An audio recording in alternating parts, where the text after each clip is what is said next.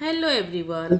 मैं इंदु सुबोध आज सेट 5 में बौद्ध और जैन धर्म के साथ ही महाजनपद काल से संबंधित 25 ऐसे महत्वपूर्ण प्रश्न लेकर आपके समक्ष उपस्थित हुई हूँ, जिसमें मैं दावे के साथ यह कह सकती हूँ कि आपकी आगामी परीक्षा में इससे कई प्रश्न अवश्य रहेंगे। इसलिए आप इस वीडियो को ध्यानपूर्वक देखें और वीडियो को लाइक, शेयर और सब्सक्राइब जरूर करें। तो अब आइए प्रश्नों की ओर बढ़ते हैं। आज का पहला प्रश्न है, प्राचीन भारत के संदर्भ में द्वितीय नगरीकरण निम्नलिखित में से किस नगरीय प्रक्रिया को इंगित करता है? पहला सिंधु घाटी की, दूसरा गंगा घाटी की, तीसरा नर्मदा घाटी की और चौथा कावेरी घाटी की। तो इसका उत्तर ऑप्शन 2 गंगा घाटी की के साथ जाएगा। अब दूसरा प्रश्न है, जिस जैन ग्रंथ से 16 महाजनपदों की सूची प्राप्त होती है वह है, अर्थात वह कौन सा ग्रंथ है, जैन ग्रंथ जिसमें 16 महाजनपदों की सूची मिलती है? पहला ऑप्शन है भगवती सूत्र, दूसरा अंगुत्तर निकाय, तीसरा कथाकोश प्रकरण और चौथा कथाकोश। भगवती सूत्र जो जैन ग्रंथ है उससे 16 महाजनपदों की सूची प्राप्त होती है। इस प्रकार हमारा उत्तर जो है ऑप्शन 1 के साथ जाएगा। तीसरा प्रश्न है, वज्जी संघ में कितने गण सम्मिलित थे? वज्जी संघ में कितने गण सम्मिलित थे? पहला ऑप्शन है 5, दूसरा 6, तीसरा 7 और चौथा 8। वज्जी संघ में कुल 8 गण सम्मिलित थे, इसलिए हमारा उत्तर जो है ऑप्शन 4 के साथ जाएगा। अब हम चौथे प्रश्न की तरफ बढ़ते हैं। चौथा प्रश्न हमारे स्क्रीन पर है, बौद्ध ग्रंथ अंगुत्तर निकाय में 6ठी शताब्दी ईसा पूर्व के कितने महाजनपदों तथा गणराज्यों का उल्लेख मिलता है?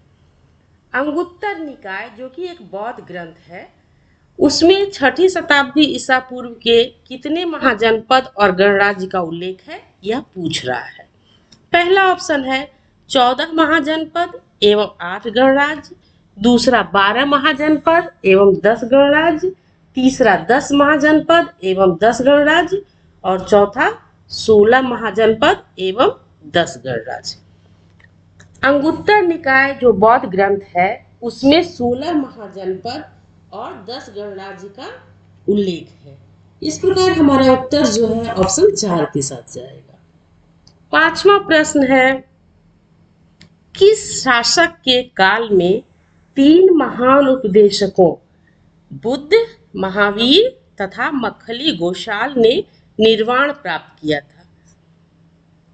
ऐसा भारतीय इतिहास का कौन सा शासक था जिसके समय में 3 महान उपदेशक बुद्ध, महावीर और मक्खली गोशाल तीनों ने निर्वाण को प्राप्त किया था?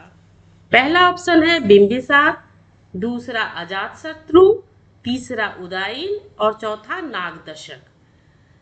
अजातशत्रु वह शासक था जिसके समय में बुद्ध, महावीर और मक्खली गोशाल तीनों को निर्वाण की प्राप्ति हुई थी।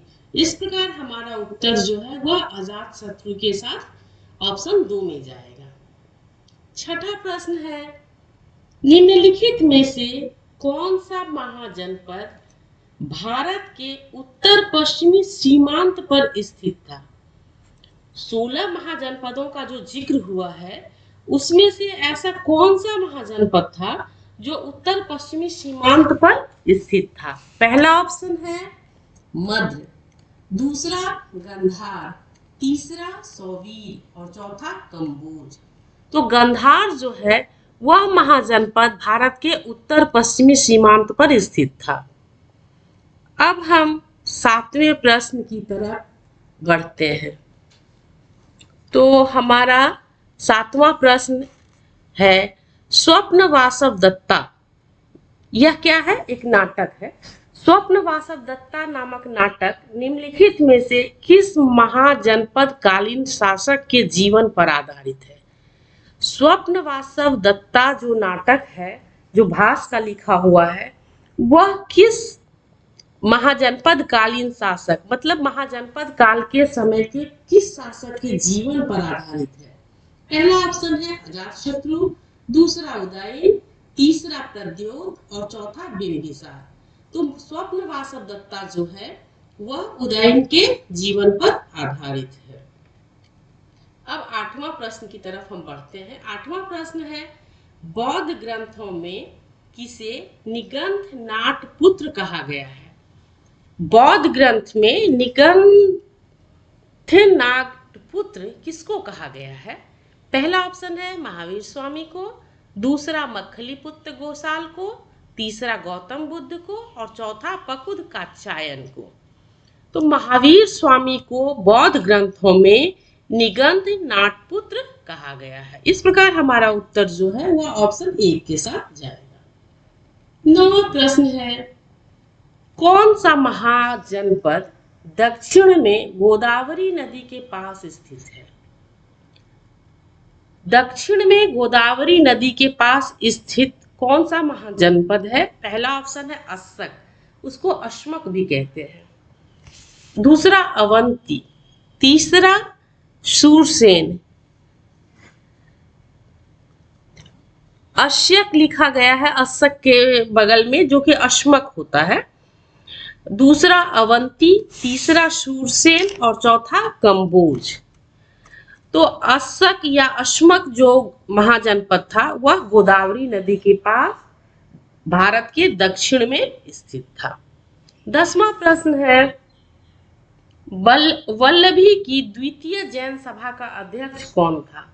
वल्लभी में जो द्वितीय जैन सभा हुई थी उसके अध्यक्ष का नाम पूछ रहा है। पहला है देवद्विगर्णी, दूसरा आर्य स्कंदिल, तीसरा भद्रबाहु और चौथा संभूति विजय। तो द्वितीय जैन सभा जो हुई थी वह वल्लभी में हुई थी और उसके अध्यक्ष का नाम था देवद्विगर्णी। 11वां प्रश्न है, महावीर स्वामी ने चतुर्विध संघ की स्थापना कहाँ की थी? चतुर्विध संघ की स्थापना किसने की थी? महावीर स्वामी ने। लेकिन हमसे पूछ रहा है कि कहाँ की थी। पहला ऑप्शन है पाटलिपुत्र में, दूसरा पावा में, तीसरा वल्लभी में और चौथा वैशाली में। तो महावीर स्वामी ने चतुर्विध संघ की स्थापना पावा में की थी। इस प्रकार हमारा उत्तर ऑप्शन 2 के साथ जाएगा। 12वां प्रश्न है, गौतम बुद्ध ने महापरिनिर्वाण कहाँ प्राप्त किया? महापरिनिर्वाण कहाँ प्राप्त किया था? पहला ऑप्शन है तक्षशिला, दूसरा कौशाम्बी, तीसरा कुशीनगर और चौथा चंपा। गौतम बुद्ध को महापरिनिर्वाण जो है वह कुशीनारा में प्राप्त हुआ था। इस प्रकार हमारा उत्तर जो है ऑप्शन 3 के साथ जाएगा। अब हम 13वें प्रश्न की तरफ बढ़ते हैं। तो 13वां प्रश्न हमारे स्क्रीन पर है, निम्नलिखित में से कौन एक जैन तीर्थंकर नहीं था? नीचे 4 ऑप्शन दिए गए हैं, उसमें से 3 जो है वह जैन तीर्थंकर थे और चौथा एक जो है वह नहीं थे। तो पूछ रहा है कि कौन नहीं थे। तो पहला ऑप्शन है चंद्रप्रभु, दूसरा नाथ मुनि, तीसरा नेमी और चौथा संभव। चंद्रप्रभु, नेमी और संभव जैन तीर्थंकर थे, नाथ मुनि जैन तीर्थंकर नहीं थे। तो हमारा उत्तर जो है वह ऑप्शन 2 नाथ मुनि के साथ जाएगा, क्योंकि पूछ रहा है कि कौन जैन तीर्थंकर नहीं थे। अब 14वां प्रश्न, निम्नलिखित में से कौन बौद्ध परंपरा में भावी बुद्ध माने जाते हैं? भावी बुद्ध अर्थात आने वाले बुद्ध, जिनका कि अभी जन्म नहीं हुआ है, भविष्य में होगा। पहला ऑप्शन है अवलोकितेश्वर, दूसरा मंजूश्री, तीसरा मैत्रेय, चौथा वज्रपाणि। तो बौद्ध परंपरा में जो है वह भावी बुद्ध मैत्रेय को माना जाता है। तो हमारा उत्तर जो है ऑप्शन 3 के साथ जाएगा। अब 15वां प्रश्न, बोधिसत्व की अवस्था है जब, अर्थात बोधिसत्व की अवस्था कब होती है? पहला ऑप्शन है व्यक्ति गृह त्याग करता है और ज्ञान के लिए भटकता है। दूसरा ऑप्शन है व्यक्ति सुधारक होता है कि और सामाजिक बुराइयों के विरुद्ध लड़ता है। तीसरा, व्यक्ति भावी बुद्ध पद प्राप्त करता है, लोगों को जगाता है और दया करता है। चौथा ऑप्शन है व्यक्ति बौद्ध विहार का प्रमुख बन जाता है तथा सभी का ध्यान रखता है। तो बोधिसत्व की अवस्था जो है, जब व्यक्ति भावी बुद्ध पद प्राप्त करता है और लोगों को जगाता है और दया करता है, तब बोधिसत्व की अवस्था होती है। तो हमारा उत्तर जो है ऑप्शन 3 के साथ जाएगा। 16वां प्रश्न है, महायान बौद्ध धर्म में बोधिसत्व अवलोकितेश्वर को और किस अन्य नाम से जानते हैं? महायान बौद्ध धर्म, हीनयान और महायान बौद्ध धर्म के 2 भाग थे। तो महायान बौद्ध धर्म में बोधिसत्व अवलोकितेश्वर को और दूसरा किस नाम से जाना जाता है? क्या वज्रपाणि के नाम से जाना जाता है, मंजूश्री के नाम से जाना जाता है, पद्म पाणि के नाम से जाना जाता है, अथवा मैत्रेयी के नाम से जाना जाता है? तो महायान बौद्ध धर्म में बोधिसत्व अवलोकितेश्वर को पद्म पाणि के नाम से जाना जाता है। इस प्रकार हमारा उत्तर ऑप्शन 3 के साथ जाएगा। 17वां प्रश्न है, बोधिसत्व का सिद्धांत किसके साथ संबंधित है? बोधिसत्व का सिद्धांत किसके साथ संबंधित है? महायान बौद्ध धर्म के साथ, अथवा हीनयान बौद्ध धर्म के साथ, अथवा वज्रयान बौद्ध धर्म के साथ, अथवा थेरावाद बौद्ध धर्म के साथ? तो बोधिसत्व का सिद्धांत जो है वह महायान बौद्ध धर्म के साथ संबंधित है। इस प्रकार हमारा उत्तर ऑप्शन 1 के साथ जाएगा। आज का 18वां प्रश्न है, गौतम बुद्ध के महापरिनिर्वाण के पश्चात उनके शरीर धातु अर्थात उनके शरीर के अवशेष के वितरण में अर्थात बंटवारे में किसने प्रमुख भूमिका निभाई थी? गौतम बुद्ध का जब महापरिनिर्वाण हो गया तो उनके शरीर का जो अवशेष बचा उसको 8 भाग में बांटने में किसने प्रमुख भूमिका निभाई थी? पहला अजातशत्रु ने, दूसरा द्रोण ने, तीसरा महाकाश्यप ने, अथवा चौथा उपाली ने। द्रोण ने गौतम बुद्ध के महापरिनिर्वाण के पश्चात जो अवशेष बचा था उसके वितरण में प्रमुख भूमिका निभाई थी। इस प्रकार हमारा उत्तर ऑप्शन 2 के साथ जाएगा। अब हम 19वें प्रश्न की तरफ बढ़ते हैं। प्रतिमोक्ष का तात्पर्य है, प्रतिमोक्ष का क्या अर्थ होता है, क्या मतलब होता है? पहला ऑप्शन है मोक्ष का अस्त्रीकरण, दूसरा चार्वाकों का एक भौतिकवादी सिद्धांत, तीसरा बौद्ध परंपरा के संघीय नियम, चौथा जैनियों का एक धार्मिक अधिकारी। तो प्रतिमोक्ष का अर्थ होता है बौद्ध परंपरा के संघीय नियम, अर्थात संघ के जो नियम होते थे बौद्ध परंपरा में उसको प्रतिमोक्ष कहा जाता था। अब 20वां प्रश्न, बुद्ध के ईर्ष्यालु चचेरे भाई देवदत्त द्वारा छोड़े गए पागल हाथी, उस पागल हाथी का नाम क्या था? नालगिरी। तो वह पागल हाथी नालगिरी से बुद्ध का सामना किस स्थान पर हुआ था? इसमें इस 20वें प्रश्न में एक साथ कई प्रश्न बन रहे हैं।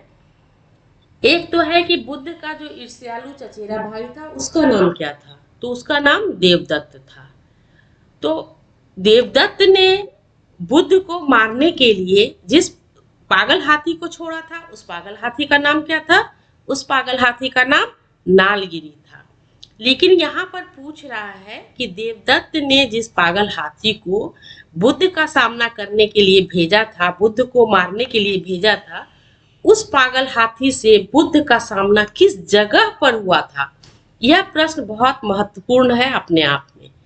इसका पहला ऑप्शन है कपिलवस्तु, दूसरा कौशाम्बी, तीसरा राजगिरी और चौथा वैशाली।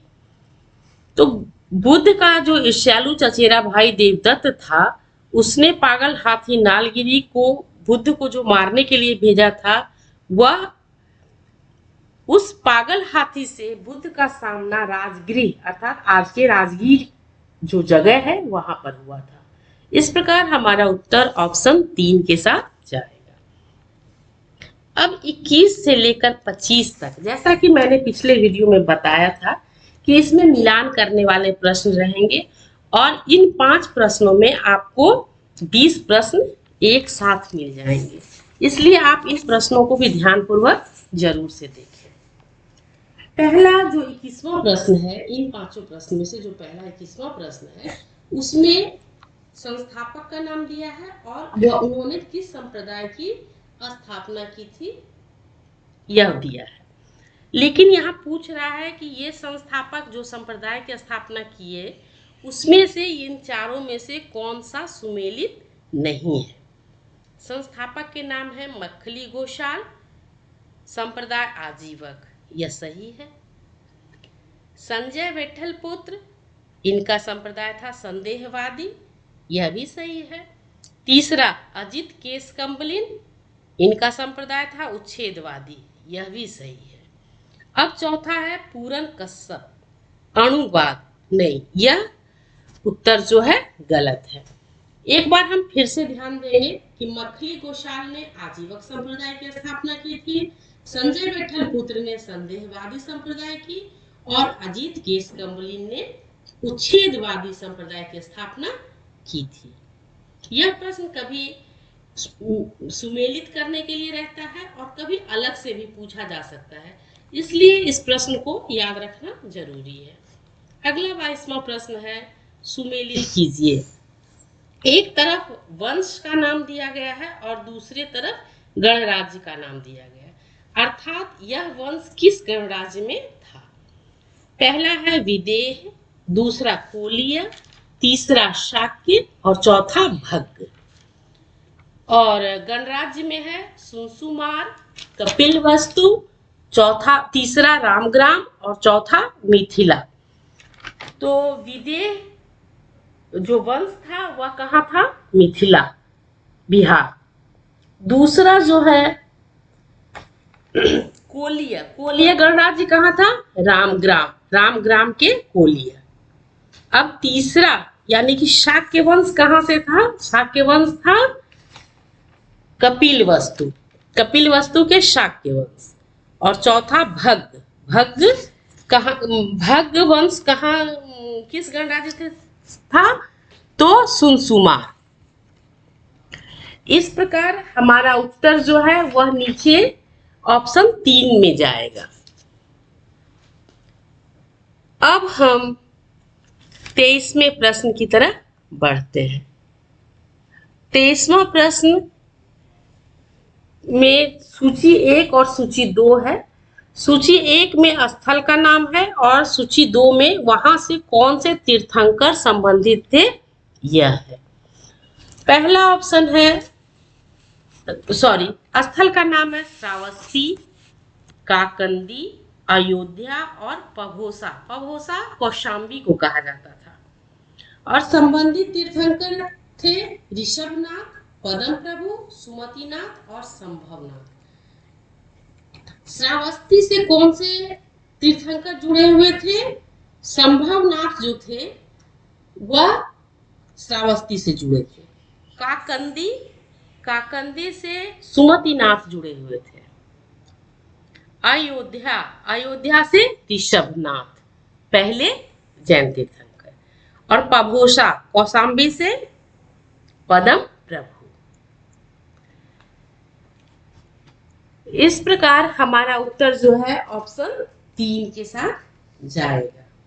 श्रावस्ती, संभवनाथ, काकंदी, सुमतिनाथ, अयोध्या, ऋषभनाथ और पभोसा कौशाम्बी पदम प्रभु। अब हम 24वें प्रश्न की तरफ बढ़ते हैं। तो 24वां प्रश्न हमारे स्क्रीन पर है, सूची 1 को सूची 2 से मिलाना है। सूची 1 में तीर्थंकरों के नाम दिए गए हैं और सूची 2 में उनका प्रतिमा लक्षण क्या था? तो तीर्थंकरों के नाम है आदिनाथ, मल्लीनाथ, पार्श्वनाथ और संभवनाथ। और इधर इनके प्रतिमा लक्षण क्या थे? वृषभ, अश्व, सर्प और जल कलश। तो आदिनाथ का प्रतिमा लक्षण था वृषभ, मल्लीनाथ का जल कलश, पार्श्वनाथ का सर्प और संभवनाथ का अश्व। इस तरह के एक प्रश्न जो है हमेशा से आते रहे हैं, जिसमें कि तीर्थंकरों का प्रतिभा लक्षण जो है वह पूछा जाता रहा है।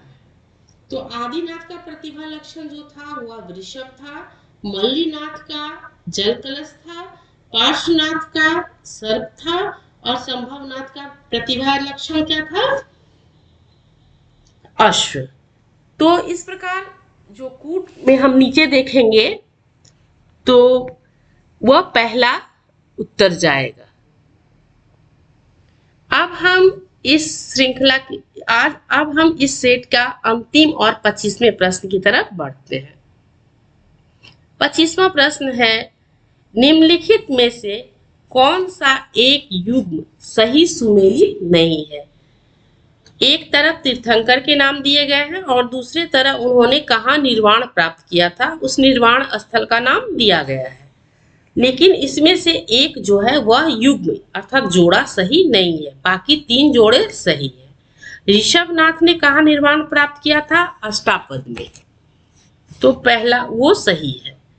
दूसरा नेमिनाथ जो है वह उर्जयंत में निर्वाण प्राप्त किए थे और महावीर ने पावापुरी में। लेकिन वासुपूज्य का समेत शिखर जो है यह सुमेलित नहीं है। इस प्रकार हमारा उत्तर जो है ऑप्शन 2 के साथ जाएगा।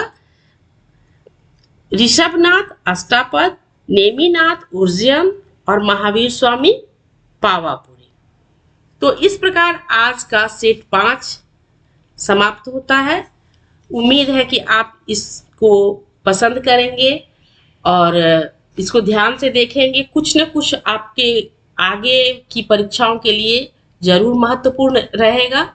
और आपसे एक उम्मीद है, एक रिक्वेस्ट है, आग्रह है कि आप अधिक से अधिक इसको लाइक करें, शेयर करें और सब्सक्राइब करें, क्योंकि यदि सब्सक्राइबर्स नहीं बढ़ेंगे तो मुझे नहीं लगता है कि भविष्य में और वीडियो को लाने की मेरी इच्छा रहेगी। धन्यवाद।